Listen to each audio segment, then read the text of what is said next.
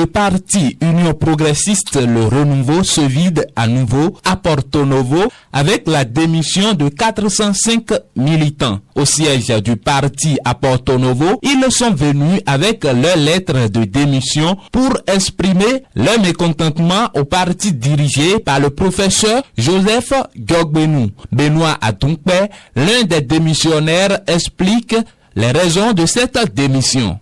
Nous sommes venus pour faire notre démission au niveau de l'IP. En temps, on a fait la démission collective, on a essayé de ramener, ils ont refusé. Maintenant, ils ont dit que la démission doit être personnelle.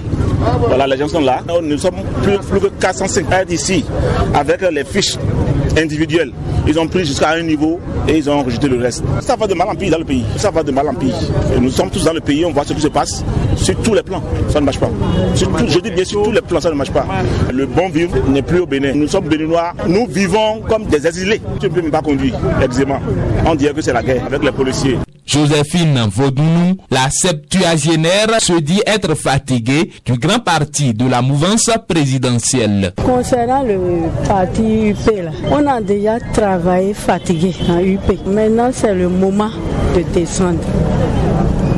Parce que nous avons battu, nous avons tout fait, mais sans gain de cause, sans gain de cause. Ces militants ont pour les têtes de pont Romaric Sauton et Marcel Bulouzo. Ils sont venus soutenir ces militants qui viennent emboîter les pas. Romaric Sauton. Nous sommes venus majoritairement soutenir nos camarades, 405 de nos anciens camarades qui aujourd'hui ont décidé de nous emboîter les pas en quittant le navire de l'Union progressiste Le Renouveau. Voilà la raison de notre présence. Puisque nous sommes une famille, nous n'avons pas l'habitude de nous laisser, et quel que soit ce qui se passe. Donc nous avons une nouvelle vision et les 405 partagent cette même vision. Et voilà la raison de notre présence ici. Selon Romaric Sauton, tous les militants n'ont pas pu déposer leur lettre de démission. À l'entame, ils ont commencé par recevoir normalement les démissions des camarades jusqu'à un niveau, ne pouvant plus supporter les allers-retours, la masse, ne pouvant plus continuer par recevoir. Je ne sais d'où est-ce que cette inspiration est venue et ils ont arrêté et nous avons pris acte. Mais ce qui est important, c'est que tout le peuple béninois sache qu'aujourd'hui, il y a eu 405 démissions dans l'Union progressiste dans la ville capitale. Il y a une vague de démissions au sein de ce parti. Des militants sont fâchés et l'ont fait savoir à travers une démission collective. À Porto Novo, ils ont décidé d'ailleurs de tourner le dos à leur famille politique pour suivre l'orientation de leur leader Marcel Bulouzo et Romaric Sauton, pour ne pas les nommer, qui avaient déjà quitté le parti précédemment. La liste des démissionnaires comprend environ 168 personnes mentionnées dans une lettre ouverte aux responsables du parti. Il y a eu d'autres démissions récemment aussi. Alors, cela nous amène à vous poser la question de savoir, mais que se passe-t-il réellement au sein de ce parti politique, l'Union progressiste Le Renouveau, qui, ma foi, est aujourd'hui le plus grand parti politique au Bénin? Merci, monsieur Sosten. D'entrée, je te dirais, rien ne se passe. Rien et rien. Et la démission alors? C'est pour te dire toujours, c'est pour dire que... Il y a forcément des raisons. Les grands ensembles n'ont pas souvent d'espace pour les apprentis politiques. Pourquoi recruter alors les apprentis? Je mesure les apprentis qui viennent doivent se donner le temps d'apprendre le job. Et donc, se bousculer rapidement pour dire, c'est des parvenus. C'est-à-dire, ils bousculent tout le monde, ils veulent bousculer, moi je dois être là. Non, c'est mais comme ça. Ça veut dire que vous êtes sans doute comptable de la situation, parce que les militants que vous avez à la base sont sans doute des personnes dont vous nous doutez de la moralité. Non.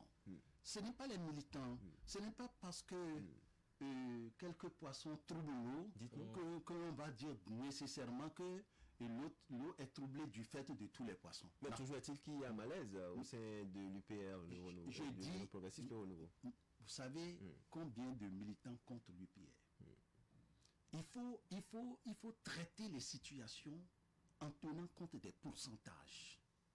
Oui, maintenant, c'est naturellement. Et avant de venir à d'autres raisons. Allez-y. Ok, aujourd'hui, les militants, sentant ou bien se disant ou se créditant de la mort certaine de l'UPR, en écoutant les réseaux sociaux, en lisant en diagonale ou en biais tout ce qui est agité ça et là, se disent il vaut mieux partir de l'autre côté. Mais est-ce que ce n'est pas des frustrations qui sont gérées à l'interne que vous ne voulez pas reconnaître sur ce plateau? Analysez les situations. Qu'est-ce qui se passe? Vous avez vu, vous savez, je vous parle en tant qu'un vétéran de la politique. Bien sûr. Pour ne pas dire un vieux briscard. Ah oui, c'est comme ça.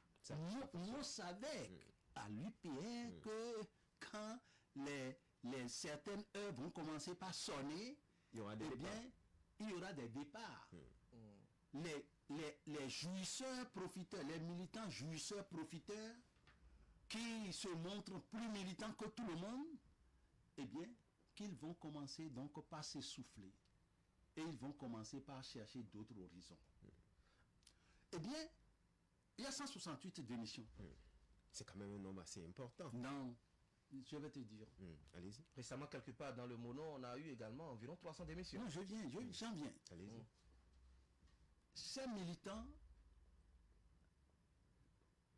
peut-être qu'ils ont vu le président Joseph Diogbenou à la télé ou en écoutant ses discours, mais ne l'ont pas approché.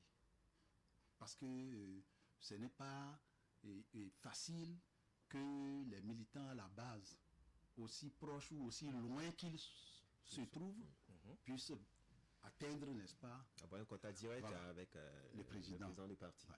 Donc, c'est ceux qui gèrent ces militants à la base, c'est eux peut-être qui ont rempli le panier avec des militants très incertains, et que ces militants aujourd'hui qui sont pressés d'avoir des cerises sur leur table et qui ne les ont pas, et qui ont commencé donc par regarder de l'autre côté où on en a déposé, c'est eux qui partent.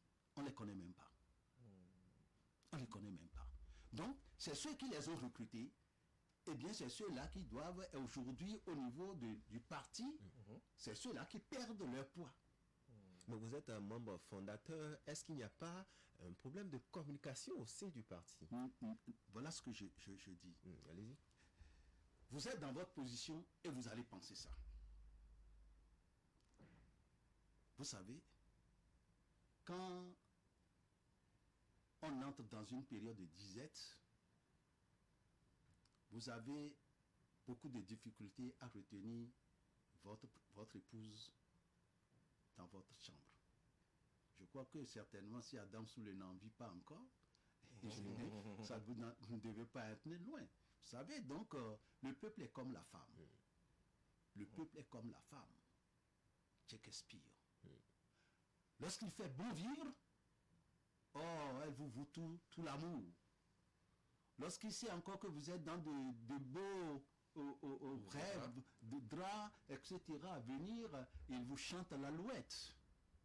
Et vous croyez que vous êtes beau, vous êtes joyeux.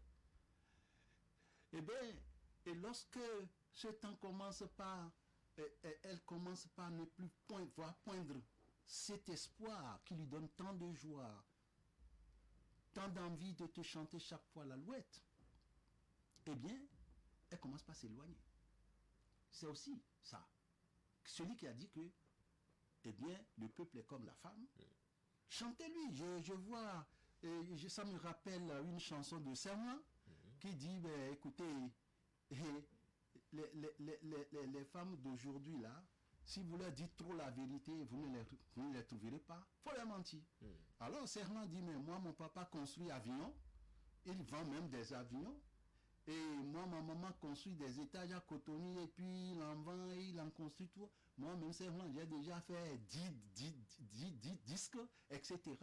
Et puis, la femme qui refusait Serment commençait par dire, non, mais dis non, tu es beau, tu es bien, tu es ceci. C'est ça. Donc, ceux-là qui démissionnent à la base, certainement parce qu'ils ont été flattés au départ, comme vous le dites. Si vous prenez, par exemple, on leur a peut-être miroité des choses. On leur a miroité des choses. On leur a miroité des choses. Donc, on ne peut pas conquérir les gens en leur miroitant ce que vous n'avez pas. ce n'est pas consistant. Ça ne retient pas. Vous savez. Donc, et c'est pour ça, regardez ce qui se passe. Lorsque ta femme, tu lui dis que, ben moi, je vais te construire une maison, je vais t'ouvrir un salon de coiffure, mais très moderne, avec tout ça, et puis tu finis par gagner cette femme-là, qui était destinée à une autre personne. Voilà, elle est venue. Tu es parti lui louer tout simplement une couchette quelque part, tu dis c'est son salon, ça. Elle va partir. Alors, donc c'est pour vous dire que ces militants-là qui démissionnent par centaines, etc., font du tort à ceux qui les gèrent à la base. C'est-à-dire que ceux qui sont allés les recruter et qui les gèrent à la base. Donc, le parti va interpeller ces responsables-là pour pouvoir les écouter. Qu'est-ce qui se passe? Qu'est-ce qui se passe? Le président Djokbenou ne peut pas savoir ce qui se passe moi dans mon village. S'il y a des démissions dans mon village, le président Djokbenou va m'appeler pour dire honorable que non, qu'est-ce qui se passe? Et il y a des échos qui remontent que les gens sont fâchés à la base. Ça peut être tout simplement pas parce qu'ils sont fâchés contre le parti, hein. Ça peut être tout simplement parce qu'ils attendaient une assistance de leurs responsables et que cette assistance n'est pas tombée. Eh bien, c'est comme ça. Ils pensent qu'ils font du mal. Alors, honorable Epiphane Keunom, à vous suivre dans votre exégèse que vous faites si bien dans une littérature dithyrambique et élogieuse, avec évidemment des brins d'humour, est-ce que finalement on a l'impression que vous n'êtes nullement ébranlé, alors qu'on dit dans un parti politique, un militant gagné c'est une voix de plus, et c'est le contraire qui se fait en ce moment. Ça devrait quand même vous donner des soucis. Non. Nous faisons une différence entre le militant et l'électeur. Entre le militant, le sympathisant et l'électeur. Donc, si il faut gagner des militants, il faut pouvoir les transformer en électeurs. C'est les électeurs qui sont permanents. Parce qu'il devient électeur quand il adhère aux idéaux du parti. À la politique générale, l'orientation politique du parti. Mais il est militant parce que il suit son cousin ou bien il a un parent, etc. Il est militant. Donc le militantisme peut finir à un niveau donné, mais l'électeur, il est permanent, il est constant, il connaît pourquoi il a décidé d'être électeur de telle personne. Voyez, prenez les électeurs démocrates au niveau, n'est-ce pas, des États-Unis. Vous les voyez parler? Ils sont déterminés que les démocrates conservent le pouvoir. Et s'il faut même changer de candidat, qu'il faut le faire parce qu'ils ne veulent pas perdre le pouvoir. Ça, ce sont les électeurs, ça. Mais les militants, ils peuvent changer à tout vent. Ils peuvent partir à tout vent. Donc, c'est ceux-là, aujourd'hui, qui disent, on a dit 400 quelque chose dans l'ONU et 500 quelque chose dans la chose là. Mais et puis, n'oubliez pas que nous sommes déjà en période électorale. Il faut déstabiliser les partis en disant, bon, Milan démissionnait déjà à Kandi. Et le lendemain, on dit, non, mais il y a 10 000 qui se préparent dans l'Atlantique à partir.